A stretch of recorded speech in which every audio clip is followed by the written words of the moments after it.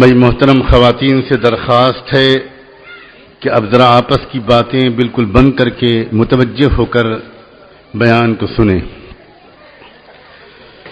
الحمدللہ وکفی وسلام علی عباده الذین اصطفى اما بعد. اعوذ باللہ من الشیطان الرجیم. بسم اللہ الرحمن الرحیم. ضرب الله مثلا للذين آمنوا امرأة فرعون إذ قالت رب ابن لي عندك بيتا في الجنة ونجني من فرعون وعمله ونجني من القوم الظالمين. وقال صلى الله عليه وآله وسلم خير متاع الدنيا المرأة الصالحة أو كما قال صلى الله عليه وآله وسلم. سبحان ربك رب العزة عما يصفون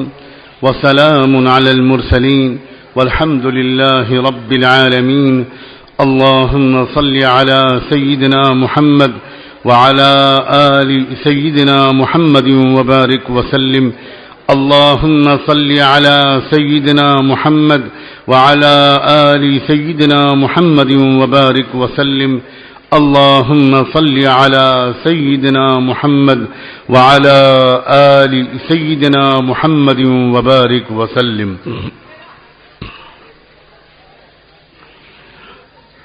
جو آیت اس عاجز نے ابھی پڑھی، یہ آیت کا ایک حصہ پڑھا. اللہ تعالیٰ نے اس آیت میں ایک بہت ہی عجیب و غریب اعلان فرمایا ہے. ارشاد فرمایا کہ اللہ تعالیٰ نے بیان کیا ہے نمونے کے طور پر، مثال کے طور پر تمام دنیا کے ایمان والوں کے لیے. اس آیت میں اللہ تعالیٰ نے ایک خاص زندگی کو ساری دنیا کے ایمان والوں اور ایمان والیوں کے لیے ایک مثالی اسلامی زندگی کی طور پر پیش کیا ہے. جب یہ بات عام طور پر کوئی عام آدمی سنتا ہے کہ کسی ایک شخصیت کو ساری دنیا کے انسانوں کے لیے، خصوصاً ایمان والوں کے لیے ایک نمونے کی شخصیت قرار دیا گیا ہے، تو ذہن اس طرف منتقل ہوتا ہے کہ یقیناً یہ شخصیت کسی نبی کی ہوگی. لیکن جب آیت کا اگلا لفظ کان میں پڑتا ہے امرأۃ، جس سے پتہ چلتا ہے کہ یہ شخصیت جس کو اللہ نے ساری دنیا کے ایمان والوں کے لیے ایک نمونے کی شخصیت کے طور پر بیان فرمایا ہے، وہ شخصیت کسی نبی کی نہیں بلکہ ایک عورت کی ہے، تو لوگ حیران رہ جاتے ہیں. اور پھر اس کے بعد جب اگلا لفظ آیت کا سامنے آتا ہے،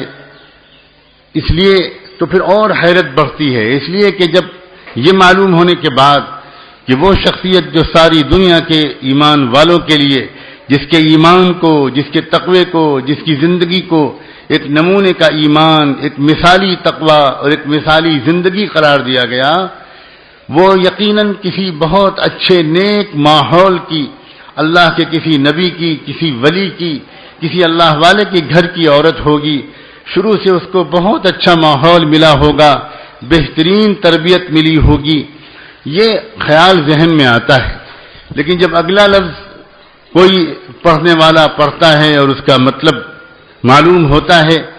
تو اور حیرت کی انتہا ختم ہو جاتی ہے، اس لیے کہ اس سے پتہ چلتا ہے کہ جس عورت کو اللہ نے تمام دنیا کے تمام ایمان والوں کے لیے، جن میں علماء بھی آ گئے اور جن میں اتقیاء اور صلحاء بھی آ گئے، ان سب کے لیے ایک نمونے کی شخصیت کے طور پر پسند فرمایا، وہ عورت کسی نبی کے گھر کی عورت نہیں تھی، کسی پاکیزہ ماحول کی تربیت پائی ہوئی عورت نہیں تھی، دنیا کی تاریخ کے بدترین انسان کی بیوی تھی جس کا نام فرعون تھا. اللہ اکبر و کبیرہ. فرعون کی بیوی کو اللہ تعالیٰ نے ساری دنیا کے ایمان والوں کے لیے ایک نمونے کی شخصیت قرار دے دیا. آخر اس کی کون سی ادا تھی، وہ کیا خوبی تھی جو اللہ کو اس قدر پسند آئی؟ اللہ تعالیٰ نے خود اشارہ فرمایا، اذ قالت رب ابن لی عندک بیتا فی الجنہ ونجنی من فرعون وعملہ ونجنی من القوم الظالمین. اس اللہ کی بندی نے ایک دعا مانگی تھی، اللہ سے یہ عرض کیا تھا، اے میرے رب، میرے لیے اپنے پڑوس میں ایک گھر بنا دیجئے جنت میں، اور اے اللہ ونجنی من فرعون وعملہ، اور فرعون سے اور اس کے طریقے والی زندگی سے، اس کی تدبیروں سے مجھ کو چھٹکارا دلا دیجئے، اور ان تمام ظلم کا پہاڑ توڑنے والوں سے مجھے آزاد کر دیجئے، مجھے بچا لیجئے۔ قصہ کیا تھا؟ بہت مختصراً یہ عاجز عرض کرتا ہے، بہت غور سے سنیں میری محترم خواتین، مائیں اور بہنیں، بہت غور سے سنیں۔ قصہ یہ تھا کہ موسیٰ علیہ السلام اللہ کی طرف سے جو دین پھیلانے کی کوشش کر رہے تھے، فرعون اس کا بدترین دشمن تھا، اور فرعون کی کوشش یہ تھی کہ پورے ملک میں کوئی ایک شخص بھی اس دین کو قبول نہ کرنے پائے۔ وہ اپنے سارے اسباب و وسائل، سرکاری طاقتیں اور خزانے جھونک رہا تھا اس دین کو کچلنے اور مٹانے کے لیے، اور موسیٰ علیہ السلام کی کوششوں کو ناکام کرنے کے لیے۔ لیکن اللہ کی قدرت دیکھیے کہ جس دین کو وہ پورے ملک میں مٹا رہا تھا، وہ دین خود فرعون کی بیڈ روم میں داخل ہو گیا، اور فرعون کی بیوی نے، جو بچپن سے موسیٰ علیہ السلام کی پاک زندگی کو دیکھتی اور جانتی تھی، فرعون کی بیوی نے موسیٰ علیہ السلام کو اللہ کا سچا رسول تسلیم کر لیا اور کلمہ پڑھ لیا اور وہ دین قبول کر لیا، اور فرعون یہ دیکھ کر غصے سے پاگل ہو گیا۔ فرعون کو اپنی بیوی سے بے پناہ محبت تھی، شاید ہی دنیا میں ایسی محبتیں ہوتی ہوں جیسی محبت فرعون کو اپنی بیوی سے تھی۔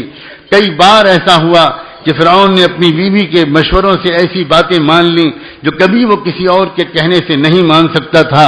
وہ اس شدید محبت کی وجہ سے ہوا جو فرعون کو اپنی بیوی سے تھا، لیکن جب اس عورت نے وہ دین قبول کیا تو پھر فرعون اس کا دشمن ہو گیا اور اس کو ستانا شروع کیا، طرح طرح سے ٹارچر کرنا شروع کیا، ایسی تکلیفیں پہنچانی شروع کی جن تکلیفوں کا کوئی تصور بھی نہیں کر سکتا۔ بھوکا رکھتا تھا، پیاسا رکھتا تھا، کمرے میں بند کر کے قید رکھتا تھا، شکاری جانوروں کو چھوڑ دیا کرتا تھا، پتہ نہیں کیا کیا تفصیلات کتابوں میں آئی ہیں ان تکلیفوں کی جو فرعون اپنی بیوی کو پہنچاتا تھا۔ اللہ کی وہ بندی ان تکلیفوں کو جھیلتی رہی، لیکن دین پر قائم رہی، اپنے اللہ سے اپنی لو لگائی رہی، قربانیاں دیتی رہی، تکلیفیں برداشت کرتی رہی، سزائیں جھیلتی رہی، یہاں تک کہ ایک وہ وقت آیا کہ فرعون نے کہا کہ بس اب بہت ہو چکا، جلاد بلائے، بڑے بڑے جلاد بلائے اور بڑے بڑے ہتھوڑے منگوائے، بڑی بڑی کیلیں، میخیں اور لوہے کے چوبے منگوائے، اور اس کو اپنی بیوی کو تخت سے بندھوا دیا، پاس میں بیٹھ گیا اور کہا کہ بس اب تھوڑی دیر کی بات ہے، اگر کہتی ہو کہ میں اپنے پرانے مذہب میں واپس آتی ہوں اور میں جھٹلاتی ہوں موسیٰ کو اور اس کے دین کو، تب تو تمہاری جان بخشی جائے گی، ورنہ دیکھ رہی ہو یہ جلاد اتنے بڑے ہتھوڑے لیے کھڑے ہیں اور ان کے ہاتھوں میں بڑی بڑی کیلیں ہیں، میں حکم دوں گا اور آنن فانن یہ جلاد ہتھوڑوں سے یہ کیلیں ٹھوکنا شروع کریں گے، اور یہ کیلیں دیواروں میں نہیں ٹھوکی جائیں گی، میز کرسی میں نہیں ٹھوکی جائیں گی، یہ تمہاری کان کے سوراخوں میں ٹھوکی جائیں گی،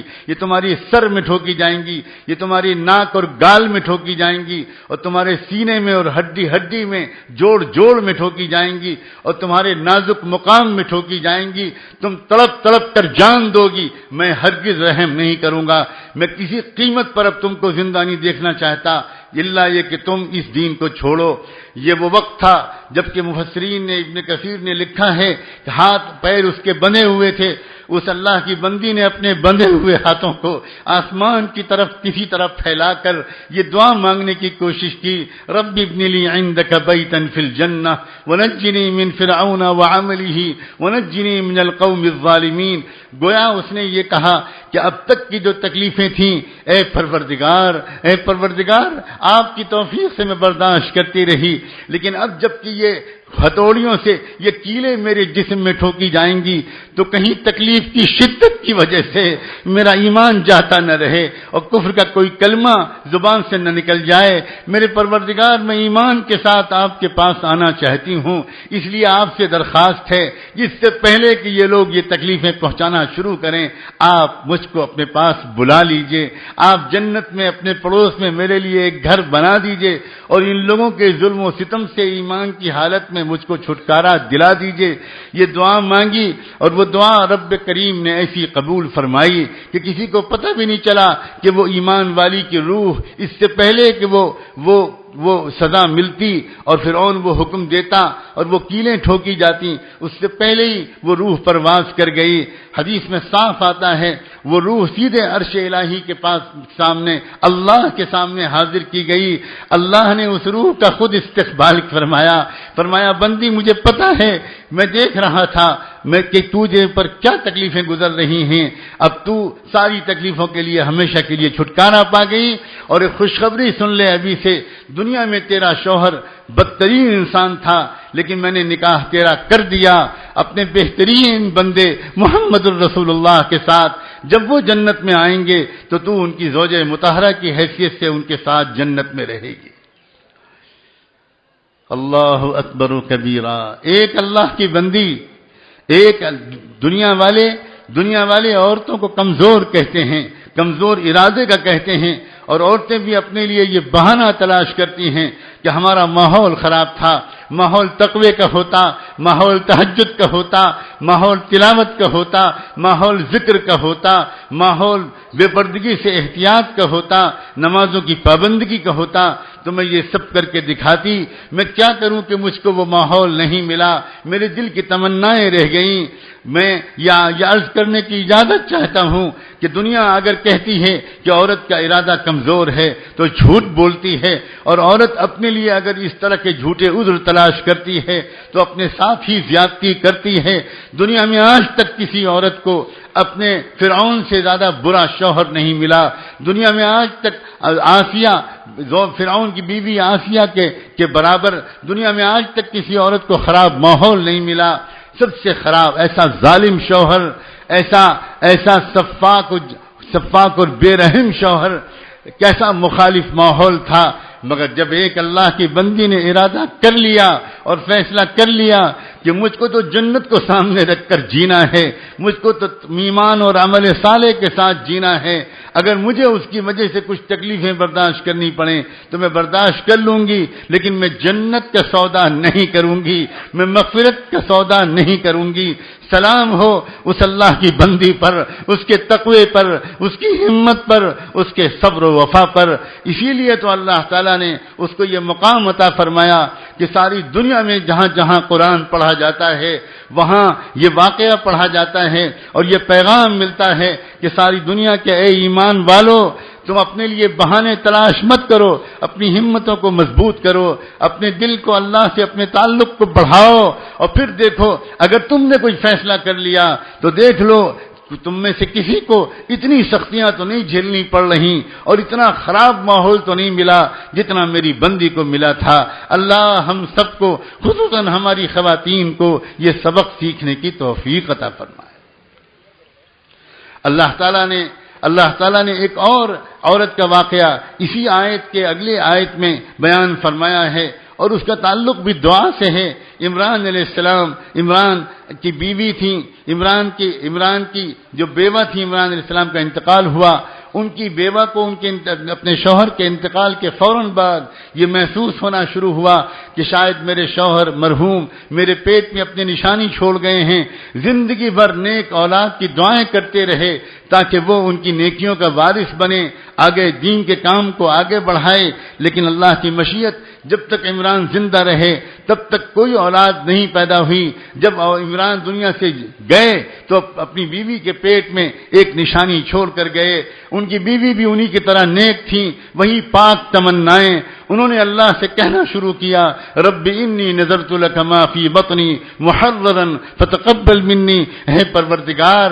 پروردگار میں وعدہ کرتی ہوں، میں نظر مانتی ہوں، آپ جو مجھے بیٹا عنایت فرمائیں گے میں اس کو اپنے مرحوم شوہر کی تمناؤں کے مطابق دین کے کام کے لیے فارغ رکھوں گی، اس کو دنیا کمینی میں نہیں لگنے دوں گی، میں تو دین کے کام کے لیے اس کو فارغ رکھوں گی۔ میرے پروردگار میری یہ نیت قبول کر لیجئے، میری یہ نیت قبول کر لیجئے۔ وہ مانگتی رہیں، اللہ کی خوشامد کرتی رہیں، ولادت کی گھڑی کا انتظار کرتی رہیں، لیکن جب ولادت کی گھڑی آئی اور ولادت ہوئی تو انہوں نے دیکھا کہ بیٹا نہیں بیٹی ملی ہے۔ ان کی زبان سے نکلا رب انی وضعتها انثى، اے اللہ یہ تو میں نے ایک بچی کو جنم دے دیا۔ بچی کوئی گھٹیا چیز نہیں ہوتی، لیکن ان کا سوچنا تو یہ تھا کہ دین کے کام کی جو ذمہ داریاں مرد سنبھالتے ہیں وہ تو یہ بچی نہیں سنبھال پائے گی۔ عورتوں کا کام تو اپنے مردوں کا ساتھ دینا ہوتا ہے، اپنے گھر کے ماحول کو پاک صاف رکھنا ہوتا ہے، اور ایک بہترین فیملی اس امت کو پیش کرنا ہوتا ہے، ایک خوبصورت تحفے کے طور پر تقوی والی اولاد، سنتوں کا اتباع کرنے والی اولاد، بڑوں کا ادب کرنے والی اولاد، غریبوں کی خدمت کرنے والی اولاد، یہ تربیت کرنا عورتوں کی ذمہ داری ہوتا ہے۔ لیکن خود محاذ پر رہ کر دین کی خدمت کرنا یہ عورتوں کی اولین ذمہ داری عام حالات میں نہیں ہوا کرتا۔ انہوں نے بہت افسوس کے ساتھ کہا، لیکن اللہ نے فوراً جواب دیا واللہ اعلم بما وضعت، اللہ بہتر جانتا ہے کہ تم نے کیسی عظیم الشان بچی کو جنم دیا ہے۔ یہی بچی مریم بنی، وہ مریم جن کے پیٹ سے بغیر باپ کے اللہ نے عیسیٰ علیہ السلام کو پیدا کیا، اور انہی مریم کے تقوی کو دیکھ کر اپنی کنواری عمر میں، اپنی جوانی کی عمر میں ان کا اللہ سے ایسا تعلق پیدا ہوا کہ اللہ تعالیٰ نے ان کے ساتھ غیبی نظام کے ساتھ والا مخصوص معاملہ کرنا شروع کیا۔ حضرت زکریا علیہ السلام جو ان کے خالو اور گارجن تھے، وہ ایک مرتبہ ان کے پاس ان کی مزاج پرسی کے لیے آئے تو ان کے اپنی بھانجی کے پاس یعنی مریم کے پاس دیکھا کہ طرح طرح کے پھل رکھے ہوئے ہیں جو انہوں نے نہیں بھیجے یا وہ موسم کے نہیں تھے، تو انہوں نے پوچھا انا لک ھذا، کہاں سے تمہارے پاس یہ پھل آئے؟ جواب دیا ہوا من عند اللہ ان اللہ یرزق من یشاء بغیر حساب۔ خالو جان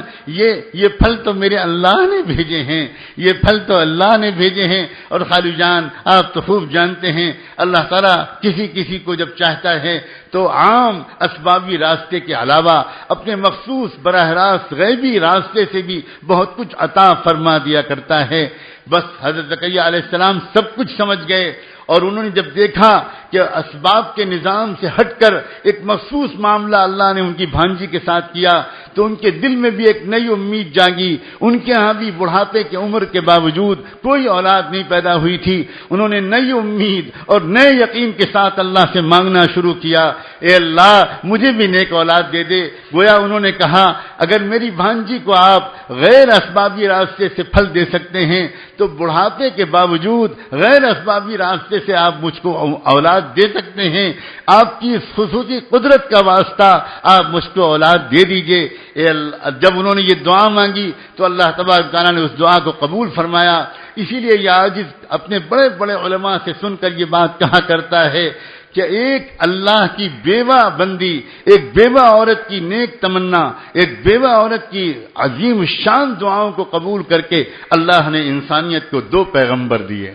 ایک پیغمبر حضرت عیسیٰ ابن مریم ملے، اور جب حضرت زکریا نے دعا مانگی اور اللہ نے دعا قبول کی تو بڑھاپے میں ان کے ہاں بیٹا پیدا ہوا جس کا نام اللہ نے خود رکھا یحییٰ علیہ السلام۔ یہ بھی عظیم الشان پیغمبر بنے۔ یہ دو پیغمبر انسانیت کو ملے۔ کوئی کہنے والا چاہے تو کہہ سکتا ہے کہ ایک عورت کی معصوم اور پاک تمناؤں اور دعاؤں کو قبول کر کے اللہ تعالیٰ نے یہ دو پیغمبر عطا فرما دیے۔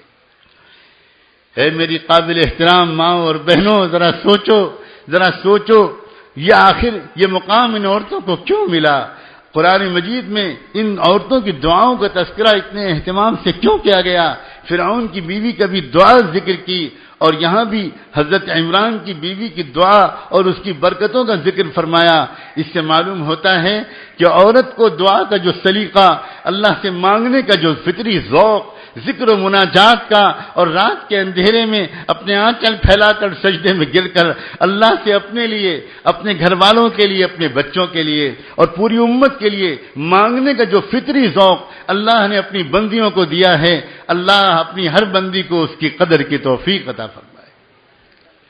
مسئلہ اصل میں یہ ہے کہ دل کی تمنائیں جس رخ پر بن جائیں، جس عورت کے دل کی تمنا اللہ کو راضی کرنے کی ہو جاتی ہے، جس عورت کے دل کی تمنا اللہ کو یاد کرنے کی ہو جاتی ہے، جنت کو پانے کی ہوتی ہے، وہ تمنائیں پاک صاف ہو جاتی ہیں، اس عورت کی دعا میں دل لگنے لگتا ہے، اس عورت کا دعا میں دل لگنے لگتا ہے، نمازوں میں دل لگنے لگتا ہے، اور پھر وہ اپنے بچوں کی تربیت بھی بڑے نرالے انداز سے کرتی ہے۔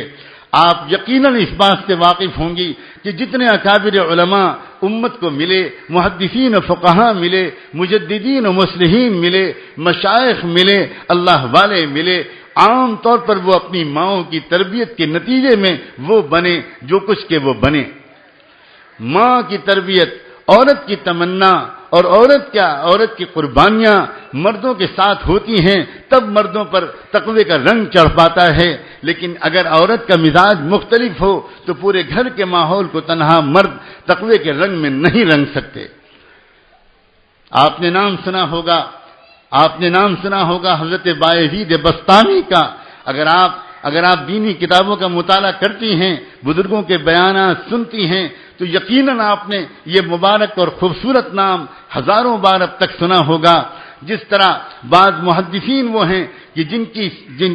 جن کے واسطے کے بغیر احادیث کی روایت سیدنا محمد الرسول اللہ صلی اللہ علیہ وآلہ وسلم تک نہیں پہنچتی، اسی طرح تزکیہ نفوس اور اصلاح قلوب کے جتنے بھی سلسلے ہیں وہ سب بایزید بسطامی کے واسطے ہی سے اوپر تک پہنچتے ہیں۔ بڑی عظیم الشان ہستی تھی۔ اے بہنوں، ذرا سوچو کہ بایزید بسطامی کو اس مقام تک کس نے پہنچایا تھا، کیا سبب بنا تھا۔ ان کی ماں بیوہ ہو گئی تھیں، یہ بالکل چھوٹے سے بچے تھے جب ان کے باپ کا انتقال ہو گیا تھا، وہ یتیم ہو گئے تھے اور ان کی ماں بیوہ ہو گئی تھیں، اور جب چند 4-5 سال 6 سال کے یہ ہو گئے تو ان کی بیوہ ماں کو یہ فکر ہوئی کہ میں تو اپنا اور اپنے یتیم بچے کا پیٹ پالنے کے لیے گھر گھر کام کاج کرتی ہوں، میرے بچے کی نگرانی میں ہر وقت نہیں کر سکتی، یہ گلیوں میں کھیلنے لگا، یہ کہیں خراب لڑکوں کے ساتھ کھیلنے کی وجہ سے بگڑ نہ جائے۔ انہوں نے پتہ لگانا شروع کیا، معلوم ہوا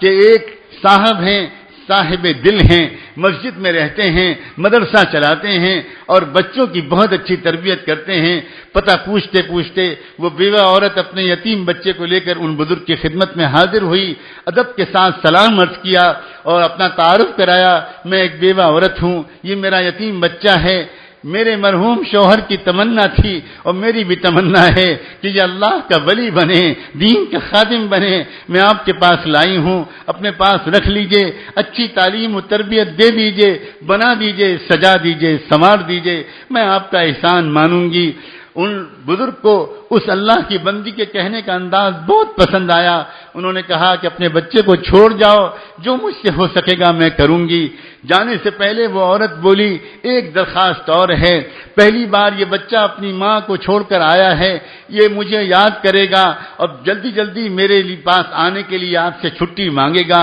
میری آپ سے ایک گزارش ہے کہ آپ اس کو چھٹی مت دیجیے گا، یہ اگر آئے گا تو توجہ اس کی بڑھ جائے گی، آپ اس کو اپنے پاس ہی رکھیے گا، جب یہ کچھ بن جائے تبھی میرے پاس بھیجیے گا، میں انتظار کر لوں گی، صبر کر لوں گی۔ وہ بزرگ حیران رہ گئے، ان کے دل میں قدر اور بڑھ گئی اور کہنے لگے بہن میں ایسے ہی کروں گا، بس تم دعاؤں سے میری مدد کرنا۔ وہ اللہ کی بندی اپنے بچے کو چھوڑ کر چلی آئی، ادھر بچہ پڑھنے میں لگ گیا۔ کچھ دن کے بعد اس کو اپنی ماں کی یاد نے ستانا شروع کیا۔ کئی دن برداشت کرنے کے بعد ایک دن اپنے استاد سے اس بچے نے درخواست کی، استاد جی میں اپنی امی بہت یاد آ رہی ہیں،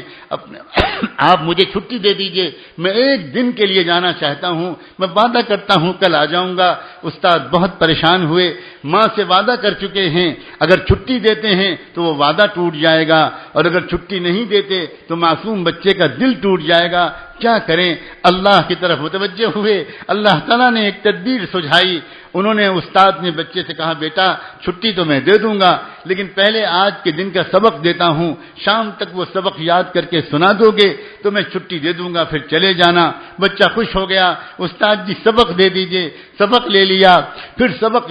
جب دیا استاد نے تو جان بوجھ کر اتنا زیادہ سبق دے دیا کہ کسی صورت میں بھی ایک دن میں یاد کرنا ممکن نہیں تھا۔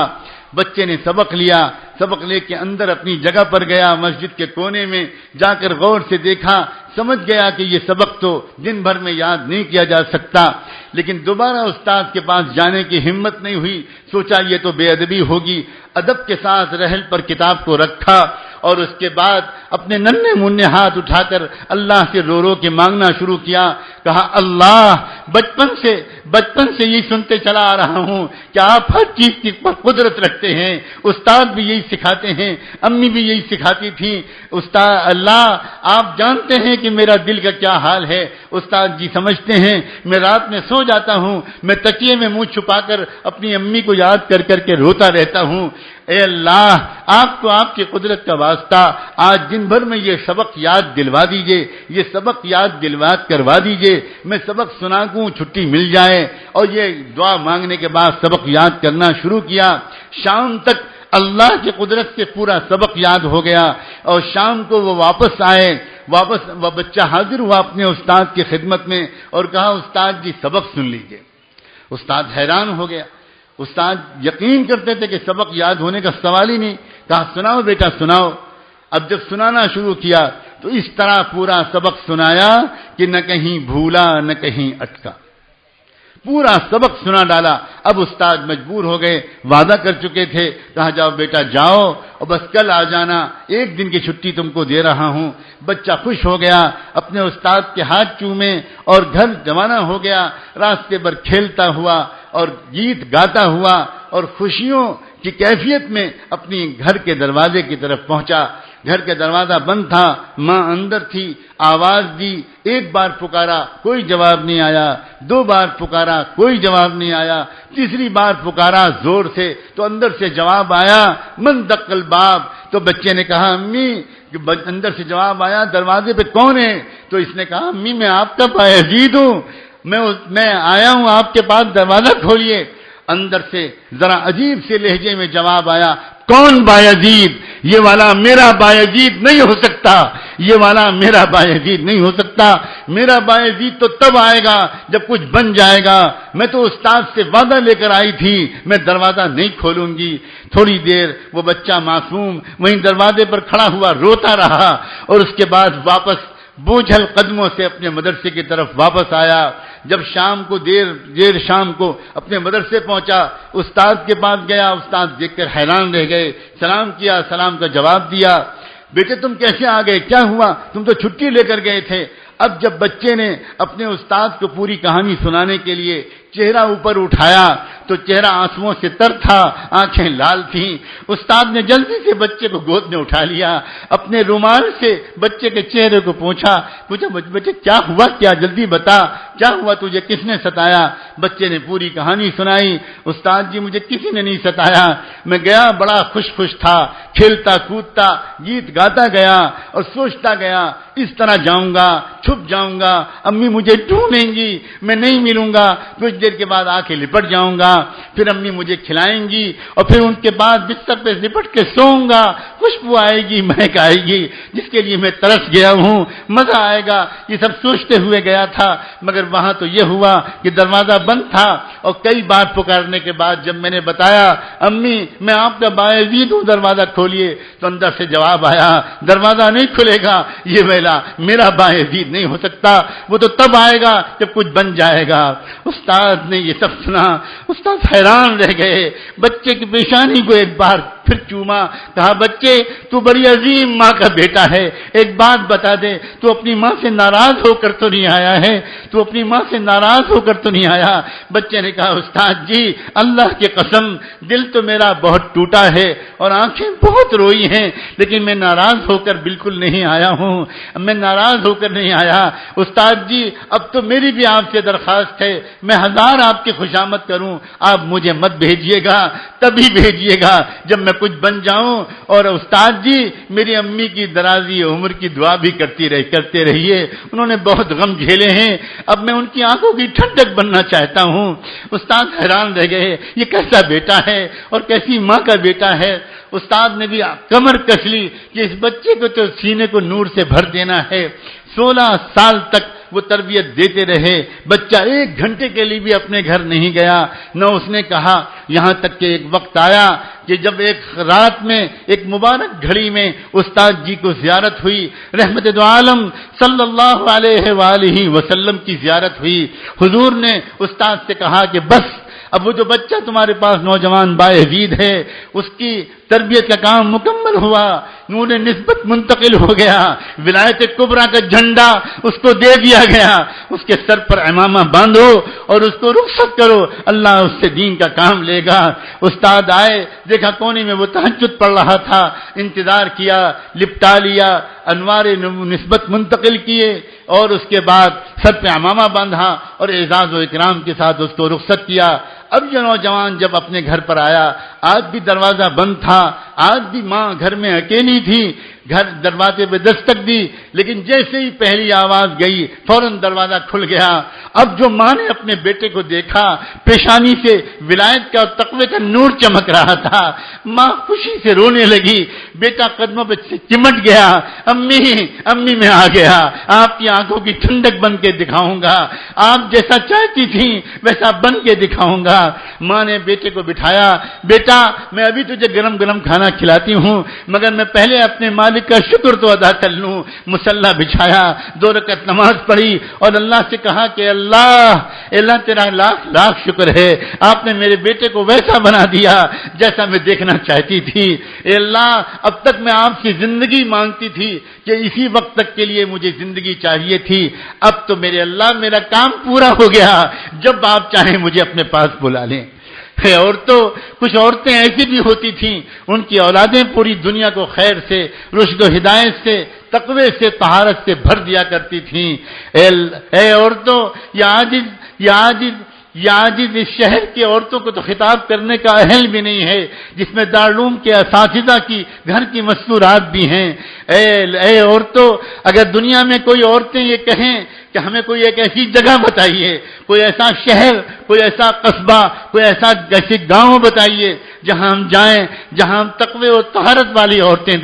دیکھیں، باہم محبت والی عورتیں دیکھیں، ذکر کی کثرت والی عورتیں دیکھیں، قرآن کی تلاوت والی عورتیں دیکھیں، پاکیزہ تمناؤں والی عورتیں دیکھیں، مقبول دعاؤں والی عورتیں دیکھیں، تو اے عورتوں، اس بات کا ایسا سجا دیجئے آپ اس عجیب غریب اور پرتقدس جگہ کو کہ ہم کہہ سکیں ہمارے پاس قصبے دیوبند ہے، ہمارے پاس علاقے دیوبند ہے، بزرگوں کا گہوارہ ہے، علم کا گہوارہ ہے، یہاں سے پورے عالم کے اندر علم و ہدایت کے چراغ روشن ہوئے ہیں. جاؤ کسی بھی گھر میں داخل ہو جاؤ، بچیوں کو دیکھ لو، کنواری لڑکیوں کو دیکھ لو، جوان عورتوں کو دیکھ لو، بوڑھی دادیوں نانیوں کو دیکھ لو، چچیوں اور خالاؤں کو دیکھ لو، پڑوسن کے پڑوسن سے تعلقات کو دیکھ لو. تم کسی گھر میں ٹی وی نہیں دیکھو گے، تم کسی گھر میں بے نمازی عورت نہیں دیکھو گے، تم کسی گھر میں غیبت، حسد اور جلن نہیں دیکھو گے، تم کسی گھر میں دل کو نظر انداز کر کے